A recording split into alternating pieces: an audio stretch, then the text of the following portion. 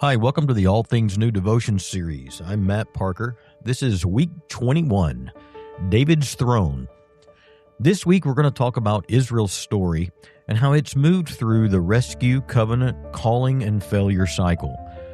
The Judges showed us what happens when everyone does what seems right in their own eyes. Now the story turns towards a throne, but not because Israel needs a stronger human ruler. They need the reign of God made visible among them. In David's throne, God gives more than a dynasty. He gives a promise. The kingdom will not rest finally on David's strength, his son's faithfulness, or Israel's stability.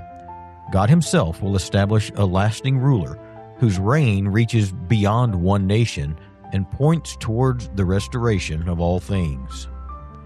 Day 1. A house God builds. 2 Samuel 7:16. Your house and kingdom will endure before me forever, and your throne will be established forever.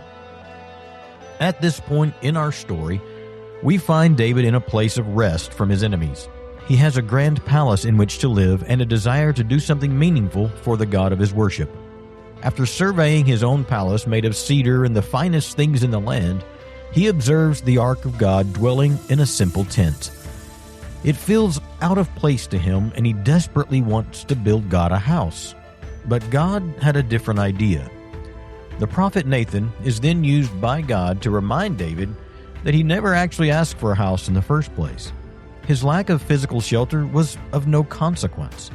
He'd been the one carrying David from the pasture to the palace, providing victory and establishing the people in the land. David's instinct, as ours often is, was to do something for God in return. But God turned the tables and announced what he would do for David. Contrary to human inclination, this is where we find the merciful center of the story. God's kingdom doesn't begin with human achievement, even well-meaning accomplishment, but with divine promise. Instead of David building a physical house for God, God declares that he would build a spiritual house, a dynasty, a line, and a future for David. David's offspring will sit on the throne, a throne which will be established forever and ever.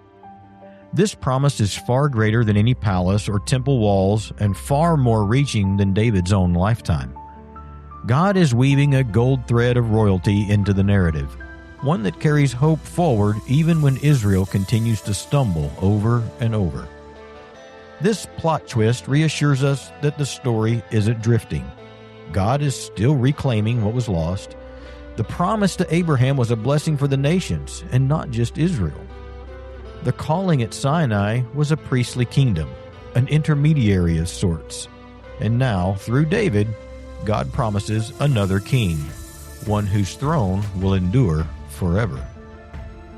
How have you been tempted to measure your own faithfulness by what you can do or build for God?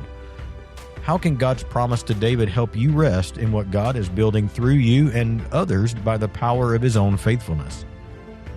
Father, I am extraordinarily grateful that your purposes aren't dependent on my strength or my success.